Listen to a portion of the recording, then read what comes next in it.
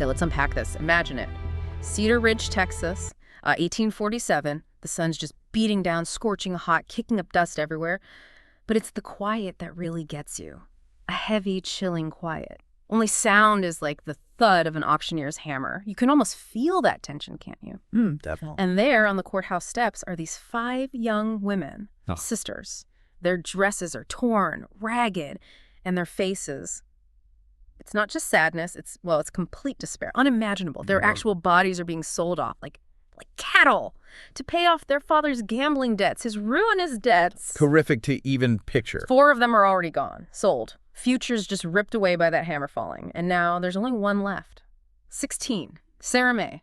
But her eyes, her green eyes, they say, aren't full of fear. It's defiance. Fierce, unyielding defiance. Even as that auctioneer's arm goes up one last time, it's just a moment of total hopelessness, rock bottom. Yep. You feel that weight immediately. But then, just as you think, okay, that's it, hope's gone, a lone figure steps out from the crowd, stands apart. His presence just cuts through that heavy atmosphere. His face, it's weathered, seen struggle. You can see recent loss etched there, too. But there's this quiet, absolute determination. He speaks. And everything changes. Exactly. His words are calm, but they just slice through the air, carry this power that is going to change everything for them, for the whole town. He says simply, "I'll take her as my wife, not my property." Wow. Yeah. And that's not just some dramatic twist, right? It's like, it's seeing profound vulnerability meet this completely unexpected courage. It really is a pivotal moment. Welcome, everyone, to the deep dive. Today, we are plunging headfirst into this extraordinary story. I mean, it just refuses to be forgotten, doesn't it? It really stays with you. Our sources today, they come from transcripts from a couple of YouTube channels, Wild Echo Legends and Old West Stories, both telling the same powerful, almost unbelievable story. Yeah, the core narrative is remarkably consistent across both. So our mission today is to really dig deep, extract the core insights from this tale. It's about adversity, yeah, but also about choice, impossible choices, maybe. Yeah. And the surprising ways family can be forged, right out of the ashes of despair. Yeah. How does a moment of such shame, such public humiliation turn into a beacon of hope, Yeah. of resilience, even love, especially in the unforgiving American West? What strikes you most about that opening, that sudden shift? It's the sheer audacity, isn't it? What's fascinating here, right from the start, isn't just the historical event itself, though that's incredible. It's the raw emotional punch it delivers. It hits you immediately. You can't help but feel that connection to Sarah May, that horror of being treated like an object. And then, boom, this one act. Yeah. It's almost revolutionary, a defiance against a whole system that allows this. It forces you right away to ask, what makes someone do that? What deep conviction drives a person to challenge their society's norms so openly? And as we get deeper into it, you'll see this isn't just some curious historical footnote. It's a really profound look at the human spirit, its resilience, the courage it takes to push back against rigid norms, even back then, 1847, and how the very idea of family can change, can expand, be redefined by love, by actual choice. Intentional choice. Exactly. It sets the stage perfectly for this story about dignity, about human connection. Universal stuff, really. I completely agree. That single statement, "my wife, not my property," it just shifts everything. Yeah. And to really get the weight of it, we need to understand the context, that bleak backdrop. So let's go back. Cedar Ridge, 1847. Okay.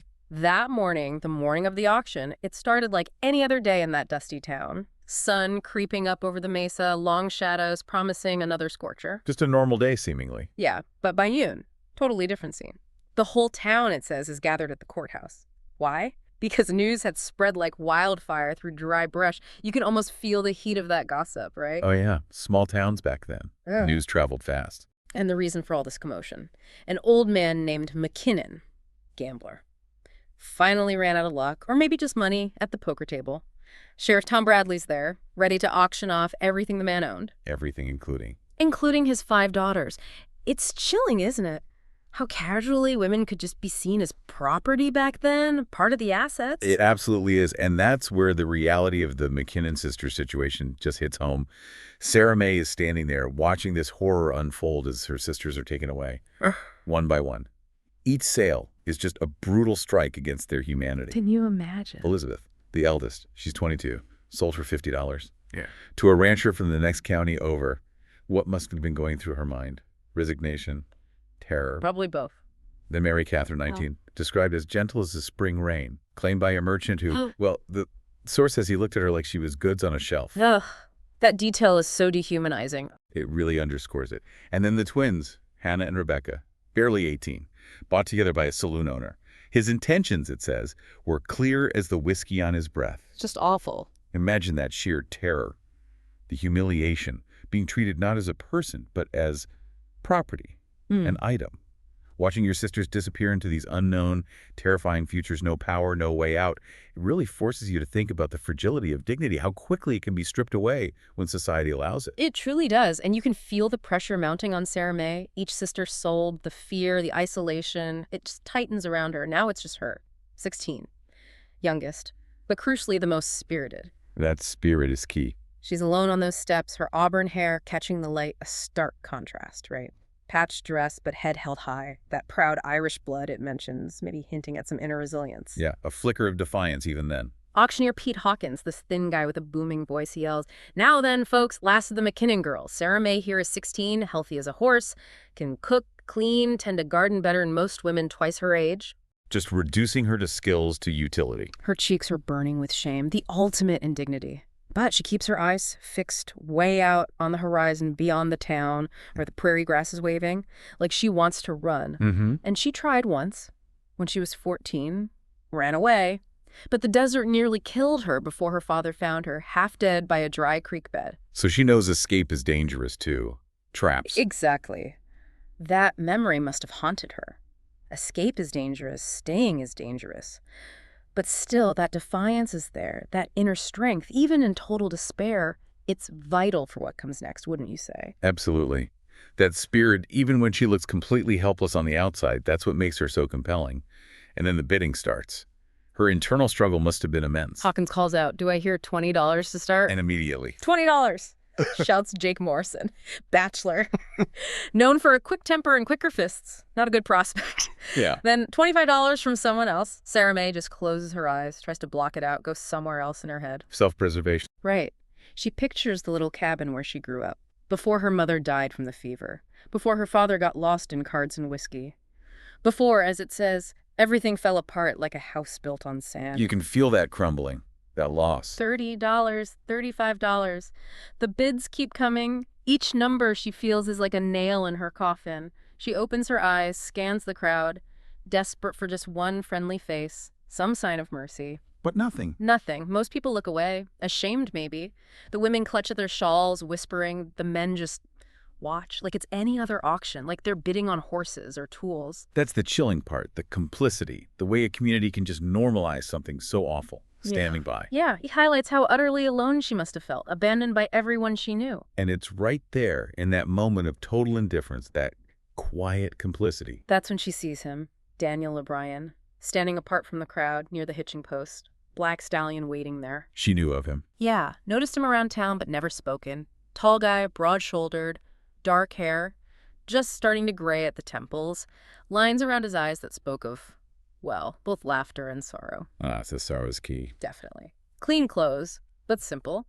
Dark trousers, white shirt, black vest that looked well-worn.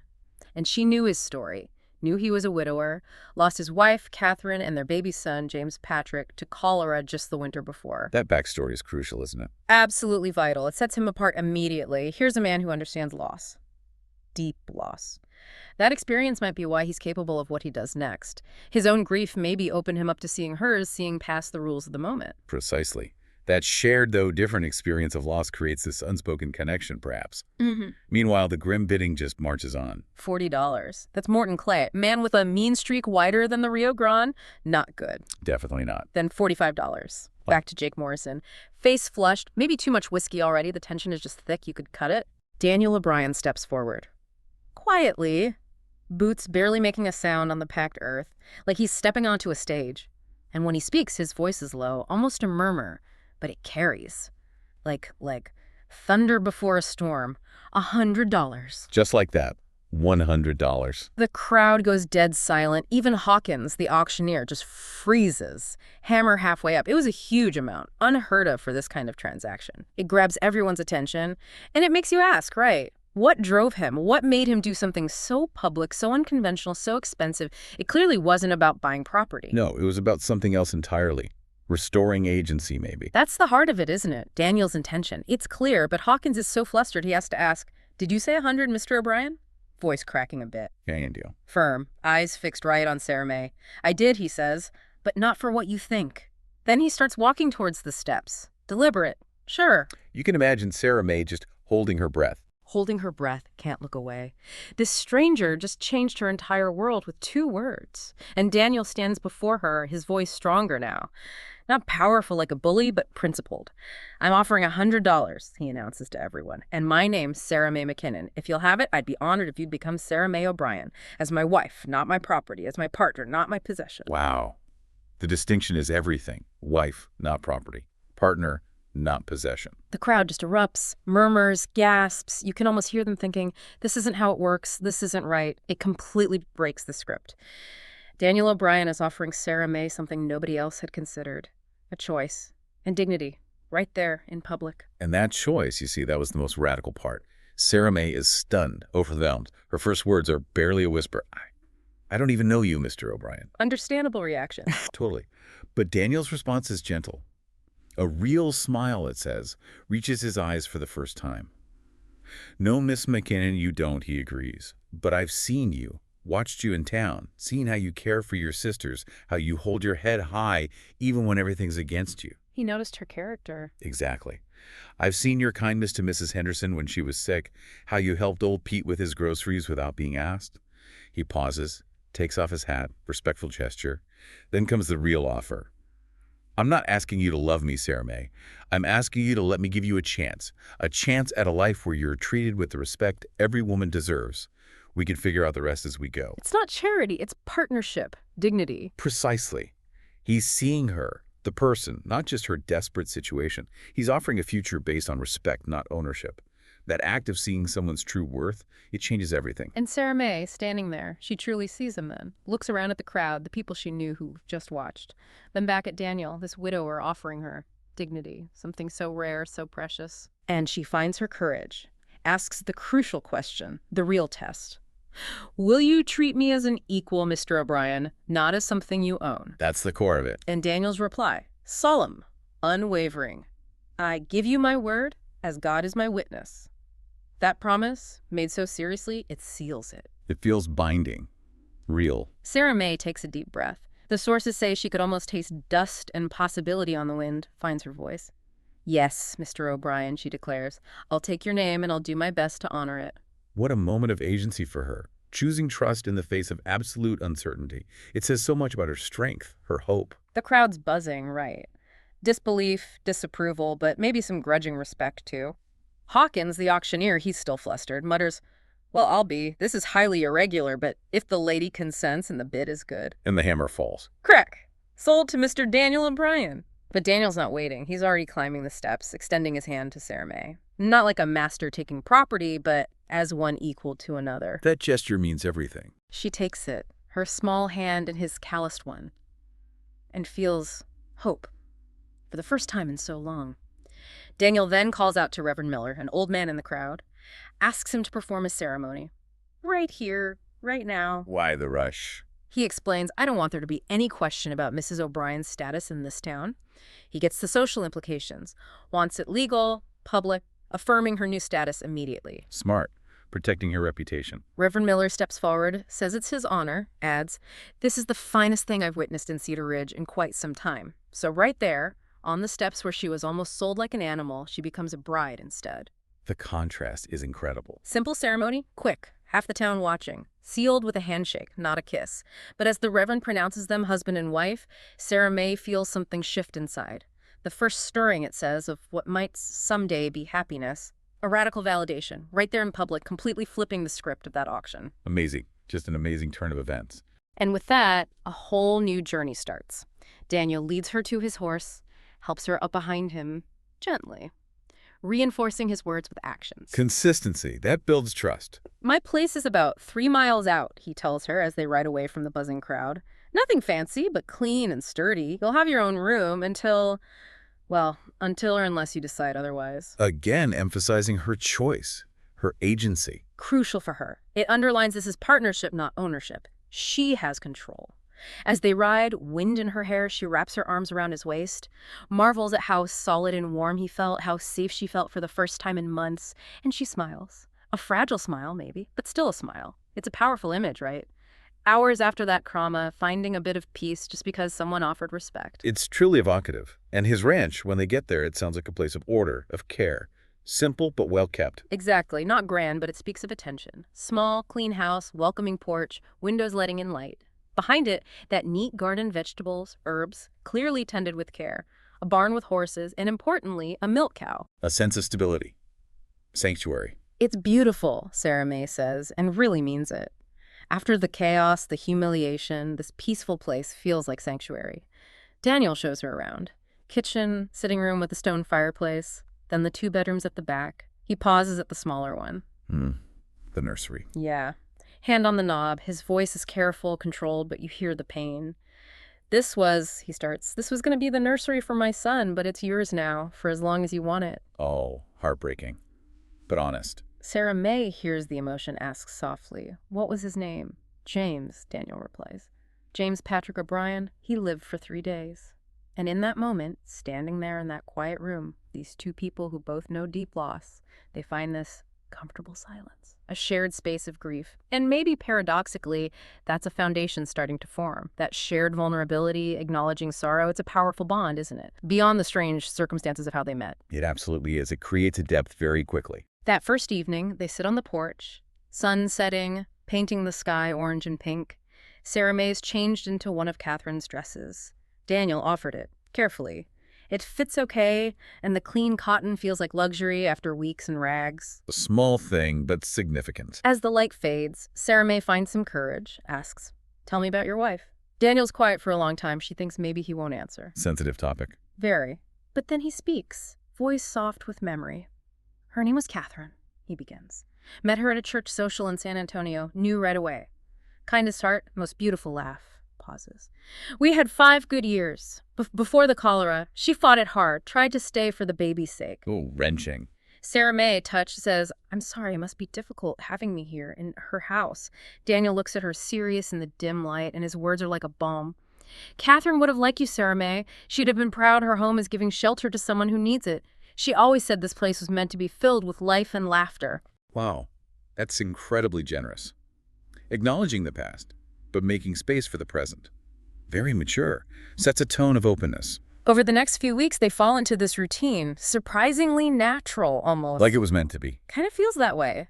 Sarah May handles the house, cooking, cleaning, garden. Daniel works the ranch, goes to town for supplies. Their interactions, polite, careful, respectful. Like the source says, 2 people dancing around something fragile, mindful of that delicate space between them. Building trust slowly. And Sarah May, she's everything Hawkins claimed and more.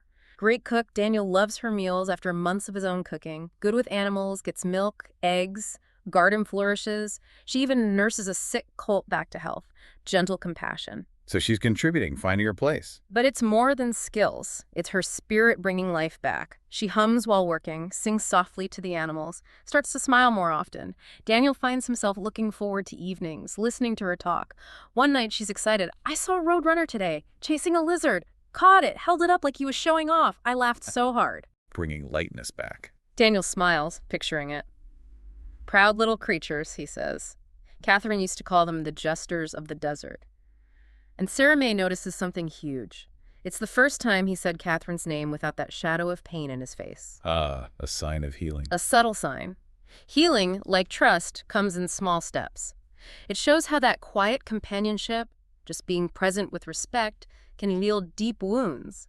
Not a big event, just daily progress. Yeah, that's often how it works. Quietly. But that quiet progress gets shattered. About a month after the wedding, Daniel comes home, finds Sarah May on the porch steps, crying, crumpled letter in her lap. Oh, no. What now? He's instantly concerned. What's wrong? Sits beside her. She holds up the letter, hands shaking. It's from Elizabeth, she says, her sister. Got word through a preacher. Daniel waits patiently while she tries to compose herself. Then the news comes out. Horrific. She says Mary Catherine tried to run away from the merchant who bought her. He caught her and... Sarah May's voice breaks. He beat her so badly she can barely walk. And the twins. The saloon owner. He's making them work in ways no decent woman should. Just awful. Exploitation, violence. Daniel's jaw just tightens. Quiet fury. Where are they, he demands. All of them. Sarah May looks up, desperate. Elizabeth is safe. The rancher who bought her is kind, marrying her proper. But the others, I have to help them, Daniel. They're my sisters. The weight of that, it's immense. Challenges the fragile peace they've built, forces Daniel to decide, right, how far does his commitment go? And this is the real test. Does wife mean family? Does his promise extend this far? He stands up. Decision made. Resolute. Then we'll help them, he says. Flat out. All of them. No hesitation. Sarah May just stares, amazed. You mean that? She stammers. Even though it might be dangerous. They're not really your family. Daniel reaches down, takes her hands, pulls her up. His answer is certain, profound. Sarah May, you're my wife. That makes them my family, too. We'll figure out a way. Get them out. Bring them home if they want to come. Wow. That's huge. Defining family by choice, by commitment, not just blood. It goes way beyond the initial deal. He's extending his protection, his identity to her whole family. It's that intentional connection you talked about. Proving chosen bonds can be incredibly strong. A real turning point for them, defining what their marriage actually means. It truly is. Actions speaking louder than words. Next morning, Daniel's already moving, saddles 2 horses, packs supplies. Sarah May, turns out, never ridden alone before. Makes sense. But Daniel, patient as ever, spends an hour teaching her basics. Gentle mare for her. We'll go for Mary Catherine first, he decides, looking at a rough map from Elizabeth's letter. She's in the most immediate danger. Logical priority. The ride to Millerville, where she is, takes 2 hard days. Sarah May has rarely been far from Cedar Ridge. She's amazed by the vastness, Texas stretching out like an ocean of grass and sky. A whole new world opening up. As they ride, they talk. Share stories, childhoods, hopes, fears. She learns Daniel came from Missouri after his parents died, seeking a fresh start. He learns she taught herself to read. Mother's Bible, few other books. Dreams of seeing the ocean someday. That self-education is remarkable. Shows her inner drive. Tells him about the ocean, bigger than all the prairie, blue as the deepest sky. And Daniel just casually includes her in his future. Maybe we'll see it together someday. Sarah May's heart, it says, skips. That possibility. The journey isn't just travel, it's forging their connection deeper. Shared vulnerability, shared dreams starting to weave together. Yeah, those shared experiences on the road can really accelerate bonding. Then they reach Mary Catherine. Find her at a boarding house above the store where her owner works, sweeping the steps, moving in pain. Sees Sarah May, drops the broom, nearly falls. Sarah May, is it really you? Oh, the relief must have been overwhelming. Sarah May rushes to her. Gentle hug. We've come to take you home. Just then, the merchant comes out. Prescott. Thin guy, mean little eyes. Here now. What's this? Girl belongs to me. Got papers. Predictable reaction. Daniel steps forward. Something in his posture, that quiet authority, makes Prescott back up a step. I'm willing to buy her contract, Daniel says. Name your price. Prescott tries to bluster. She ain't for sale. Got uses for her. Ugh. Horrible phrasing. Daniel's reply is ice cold, eyes taking in Mary Catherine's bruises. I can see that. Question is, do you want compensation for releasing her? Or do you want to explain to the sheriff why you've been beating a woman half to death? Playing the leverage card. Smart. Using the threat of exposure. Tense negotiation, but brief. Daniel's resolve, the growing crowd, Prescott caves, agrees to release her for $30 more than he paid. A win, considering. Mary Catherine's just weeping, disbelief and relief, touching Sarah May's face. Thought I'd never see you again, thought I was going to die here. It shows how moral leverage, even without force, can work when wielded firmly. Absolutely. Justice found through pressure, not just law sometimes. One sister rescued. Now the twins. Rescuing Mary Catherine felt like a victory, yeah. But Hannah and Rebecca, much harder. Dusty Creek Saloon, rough place. Owner called Snake Morrison, violent, unpredictable. Sounds dangerous. Daniel spends a whole day just watching, observing, learning Morrison's routines. Finds out the twins are kept upstairs most of the time, only brought down evenings when the place is full. So direct confrontation is out. Can't just walk in, Daniel tells Sarah May and Mary Catherine back at their hotel room. Morrison's got too many men. He'll use violence. Sarah May's frustrated. Then how? Daniel thinks for a long moment, then a glimmer of a plan. We need help from the local law, he says. And timing.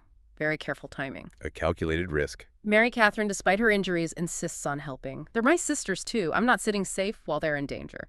Her courage is amazing, right? Sisterhood, solidarity, even when terrified. It really is. That bond is powerful. So what was the plan? Risky, but simple. Elegant, almost, based on timing and chaos. Daniel noticed Morrison leaves town every Tuesday morning on business, takes his 2 best gunmen, leaves the saloon with just a bartender and a couple of drunks. Ah, window of vulnerability. Exactly. So that Tuesday, while Morrison's at the bank, Mary Catherine plays her part, bravely walks up, then faints dramatically right in front of the saloon. Distraction. Perfect distraction. Bartender, patrons rush out to help. While they're busy, Sarah Mae and Daniel slip in the back door, up the stairs, find Hannah and Rebecca locked in a small, dirty room. Thin, frightened, eyes hollow with despair. Oh, good porsing. They see Sarah Mae just fall into her arms, sobbing with relief. Quickly now, Daniel urges, helps them up. Need to be gone before Morrison gets back. They make it out, get to the horses, but just as they're about to ride, shouting from the saloon, Morrison's back early. No, worst timing. Right, Daniel yells. They gallop out of Dusty Creek, pursuit hot behind them, chase across the prairie, agonizing miles, Morrison's men gaining. Daniel's horse is strong, but the others are carrying double. Mary Catherine's still weak. Looks bad. Well, they cut. Just when it seems hopeless. Salvation. A cavalry patrol from Fort Davis appears. Soldiers, led by a young Lieutenant Collins. They quickly see what's happening, ride between the O'Briens and Morrison's men. The cavalry literally arrives. Literally. U.S. Army business now, Collins tells Morrison. These people are under our protection, asks Morrison for legal ownership papers. Morrison has nothing valid. Gambling debts, shaky bills of sale, won't hold up. Faced with the Army, no legal leg to stand on, Morrison has to turn back. Incredible luck, but also their bravery and Daniel's planning paying off. Resourcefulness triumphs. The ride back to Cedar Ridge takes way longer this time. Have to go slow. Mary Catherine's injuries, the twins are weak, fragile, but day by day, the girl's spirits start to return. Healing begins. Hannah, the talkative one, chatters nonstop, making up for lost time. Rebecca's quieter, but Sarah Mae sees the light coming back into her eyes. And Daniel, endlessly patient, helps cook, stands guard nights, never complains about delays, expense. Feeding 4 extra people now. His commitment is just solid. Quiet strength. He's really living up to that promise of family. And during that slow journey home, one evening around the campfire, Rebecca asks him, quietly, the question they must all be wondering. Why are you doing this? We're not really your family. You barely knew Sarah Mae when you married her. The million-dollar question. Daniel looks across the fire at Sarah Mae, who's tending a cut on Mary Catherine's hand. His reply is profound. Defines everything. Family isn't just about blood, he says quietly. It's about choice. Standing by people when they need you, even when it's hard or dangerous. Your sister chose to trust me with her life. I choose to honor that trust. That makes you my family, too. Wow. Just wow.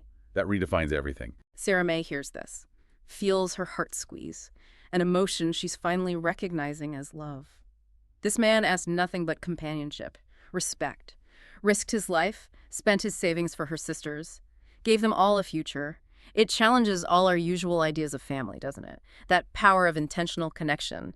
Bonds forged in struggle, by choice, being maybe even stronger than blood. This is a beautiful redefinition of belonging. Truly chosen bonds. When they finally get back to Daniel's ranch, it really feels like coming home in the truest sense. The house that seemed fine for 2 feels wonderfully cozy with 5. But they make it work. Full house. Twins share Sarah Mae's room.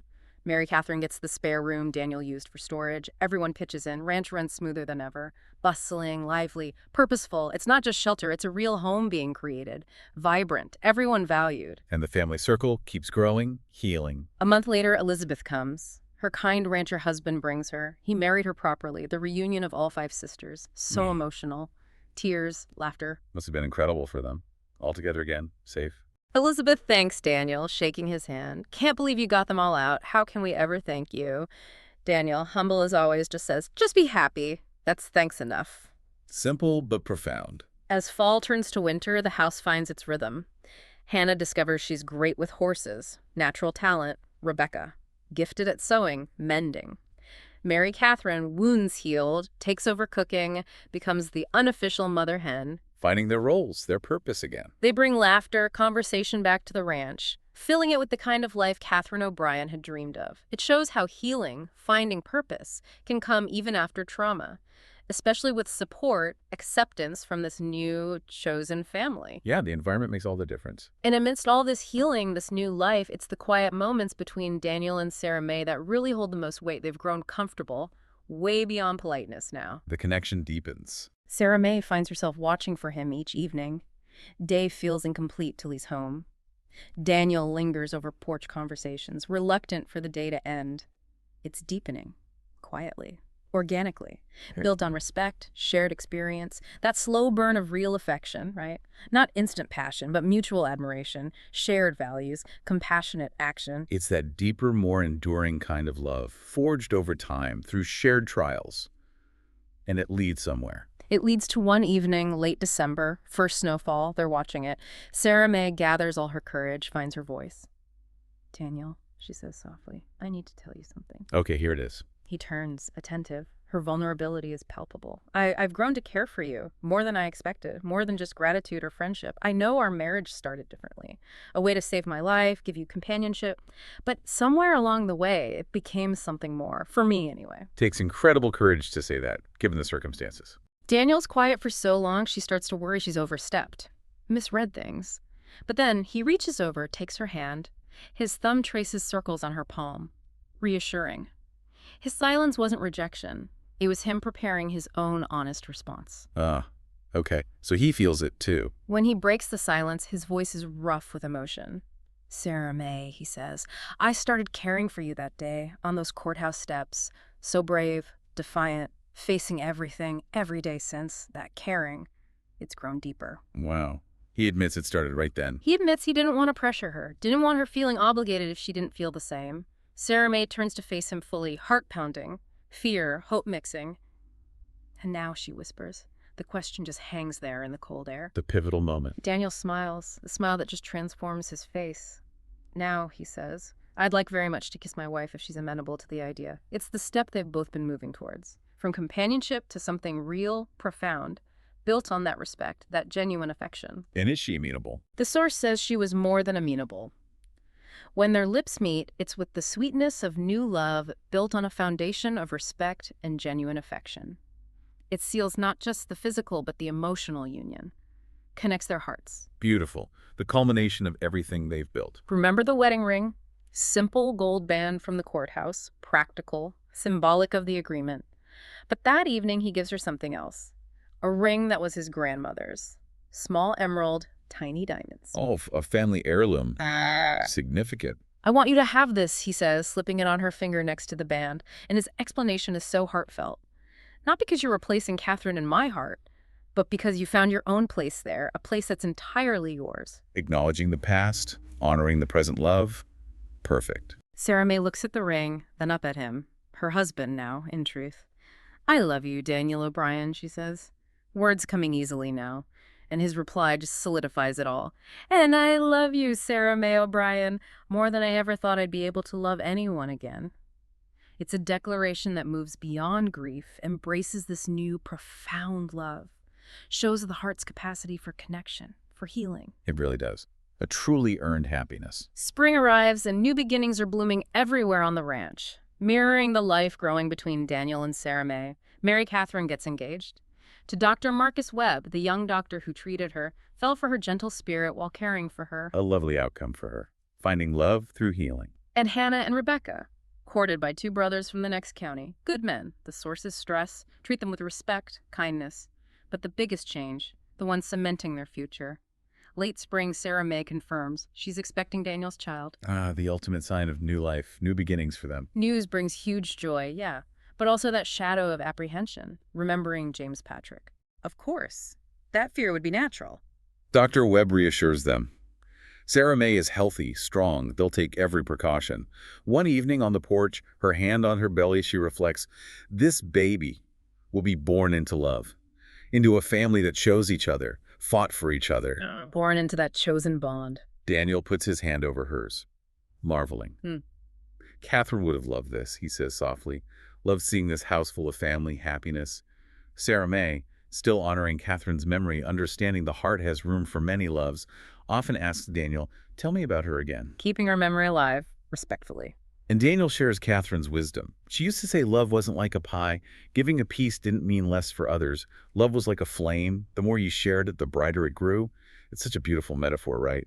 Love isn't finite. It expands, brightens with every connection cherished, weaving new joy into remembrance. That's a wonderful way to put it. Love is expansive, not scarce. Summer comes and the ranch is buzzing. preparing for weddings. Catherine marries Dr. Webb right there in the garden. Reverend Miller officiates. Whole town celebrates this union born from healing. A real community celebration. Then Hannah and Rebecca's double wedding. To the Morrison brothers again, no relation to Bad Jake. Sarah May, visibly pregnant now, is matron of honor for all her sisters.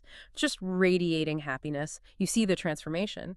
Scared girl on the steps is now this confident, radiant woman, surrounded by love, family. Her journey is incredible. Elizabeth and her husband even move closer so the sisters can stay near. The O'Brien Ranch becomes the heart, the center of this whole network of family and friends across the county. One act of compassion blossoming into this whole community of support. Amazing ripple effect. And the crowning moment for Daniel and Sarah May. Late October, leaves turning gold. Sarah May goes into labor. Long, difficult, but Dr. Webb's there. Daniel never leaves her side. She delivers a healthy son. Father's gray eyes, mother's determined chin. A healthy baby. Relief. They name him James Patrick O'Brien. Powerful choice. Honors Daniel's first son, celebrates their future. Daniel holds him, tears streaming down his face. Sarah May sees that final healing of old wounds. He's perfect, Daniel whispers, choked up. Absolutely perfect. A moment of pure joy and healing. Sarah May, exhausted but glowing, reaches up, touches Daniel's face. We're all perfect, she says. All of us together. It's profound, isn't it? The story started with despair, sisters sold like cattle, transformed into this tale of love conquering circumstance, family built on choice, healing, hope. Believing in tomorrow. True perfection isn't flawless beginnings. It's strength found through struggle, the beauty of chosen bonds. Exactly. The beauty is in the journey, the overcoming. And what a legacy. Years later, young James Patrick asks how they met. Sarah May smiles that gentle, knowing smile. Begins, once upon a time, in a dusty town called Cedar Ridge, something wonderful happened disguised as something terrible. And that, my darling boy, is how our family began. What a way to frame it. Finding the wonderful within the terrible. The ranch prospers. More kids come. Daughters with Sarah May's green eyes, sons with Daniel's steady way. House expands but keeps its warmth. Welcome. Sarah May never forgets the lessons from that day. Dignity must be fought for. Family is chosen as much as born. Darkest moments can lead to brightest tomorrows.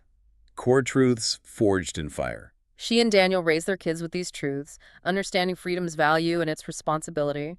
And sometimes, quiet evenings, kids asleep, a ranch peaceful under the Texas sky, Sarah May looks at Daniel, remembers the man who offered his name, not ownership.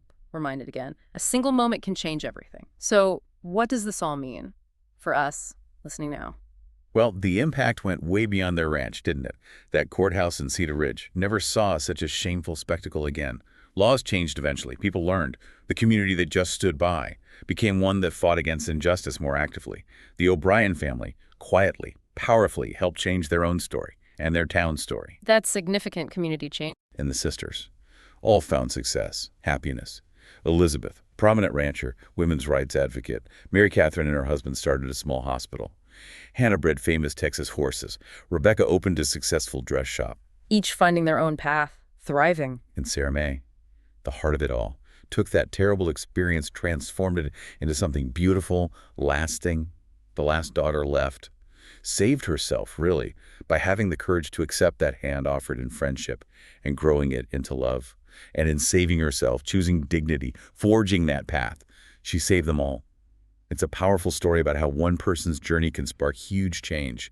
Reminds us, even when things look bleakest, courage and compassion can reshape everything. What an incredible journey we've taken together through this deep dive. I mean, from that moment of just unimaginable despair, we've seen this testament to human connection, fierce resilience, the transformative power of one compassionate act. It's a story that really hammers home the importance of dignity, doesn't it? The huge impact of individual choice.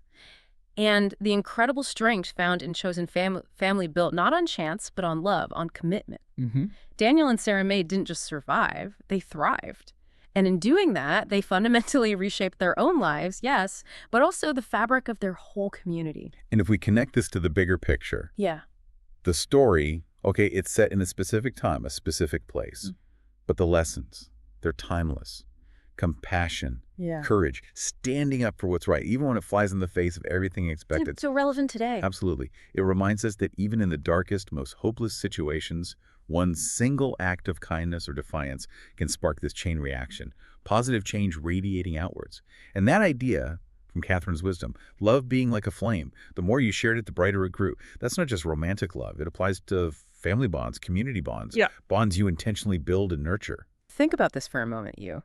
How might a single act, just one courageous act, driven by empathy, by a commitment to dignity, how might that ripple out?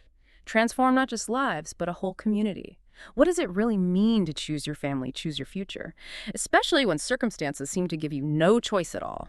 Powerful questions to sit with. Thank you for taking this deep dive with us today. Until next time, keep being curious and keep exploring these powerful human stories.